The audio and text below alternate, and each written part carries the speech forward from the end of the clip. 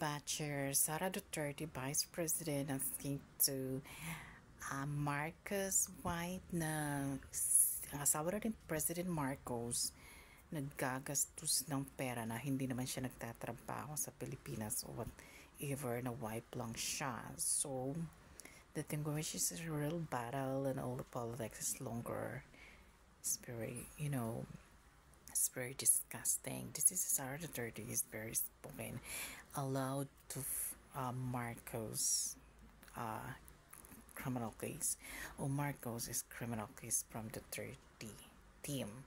So, nabanat by Maharlika at Rindun Lavador or whatever blogger today is a real battle. Kung sino talaga yung manok nila na mananalo, si Sara Duterte of President Team o Marcos of President Team or Romualdez's team, Trillanes' team, Harro's team, Risa Controversy's team, Dilemma's team, or whatever else not where I'm expert in the Philippines. You know what? Our people now, because I respect our people in media, our people na kumikita sila for the views. O sino magbabayad sa kanilang views kasi honest rebuttal is criminal speech and this is really bad. So madaming views. Ano si CEO in the Philippines series to posting to Sara Duterte's the video. But prepare tayo kasi baka maban tayo ng mga to. Ano versus presidents, pero may mga batas tayo sa application for apps platform at hinay-hinay lang kayo pag post kahit presidente kayo o whatever your position. Pag hindi kayo sinusunod sa security guidance ng technology, I wanna agree you're this point. I really business in this. So, panoorin na yung video with si Circo. But the moment is coming. The 2015 election before the American election in November. It's real. Pag this is this country, para sa akin, wala pa sila nagagawang mabuti. Kaya, wala di ako magagawang mabuti. Ganun lang yun. Kung wala ka magagawang mabuti, walang susuglag siya yung mabuti. Kung wala ka na ibigay na pera, walang mabibigay sa yung pera. Lahat wala. Kaya, wala daw magagawa at wala akong maibibigay. Whatever this world to me is need the color in surrender our planet Earth and our president, police, religion, but all home. My life is never changed in this person in the Philippines. Kaya ito ang masasabi ko. Nag-online ako in my personal speech. At hindi naman ako patay para hindi ako magsasalita. Paapakan ako ng mga tao to. At sino mga to? Diba? Patay ka na nga. Buhay ka pa nga. Pinapatay ka na nila sa online. Ini-edit nila video. Sa Philippines lang naman ang over people parang polluted. All nagbablog na lahat ng Philippines people. So I need Justin Trudeau, a TNT and Asian people. And President Donald Trump is TNT to Mexico, Philippines, all Southeast Asia. I don't care about your personal economy, relationship, but then stop to me living for your media country. But I hope you are never to me. Person, so dapat magbibigay na lang kayo sa akin ng pera, diba? At least natutuwa pa. Kumbaga, may nagagawang mabuti. Kung wala kayong naisusukli sa akong nabigay, wala akong mabuting gagawin sa inyo. It's always struggle. I don't believe the Christ. Christ is waiting for you. For your earth.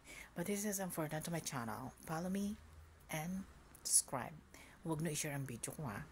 Baka mapanood to ng amo ko, palayasin ako dito.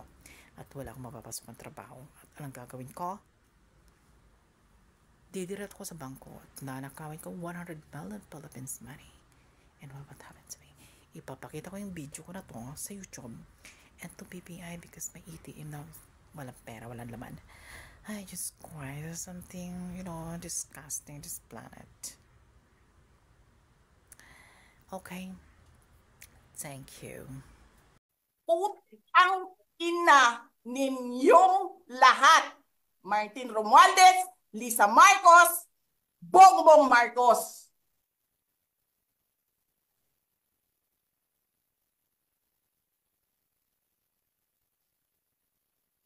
Ginigit-git nyo yung mga tao ko dyan sa envelope na yan. Lisa Marcos, naalala mo? Nagpadala ka sa akin ng video? Sinabihan mo ako saan kukunin ang pera. Pinakita mo ang muka ng tao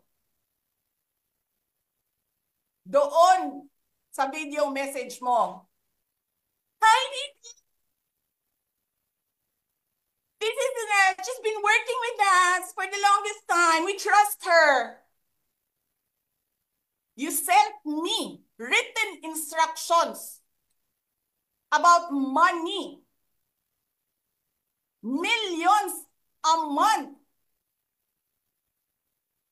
Anong nakalagay doon sa envelope? DepEd. Anong ginawa ko? Binigay ko sa DepEd. Putak na mukha.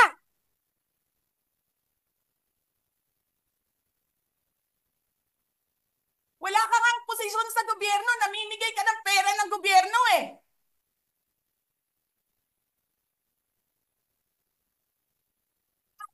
Sisirain mo yung tangal ng mga kasama ko sa Office of the Vice President.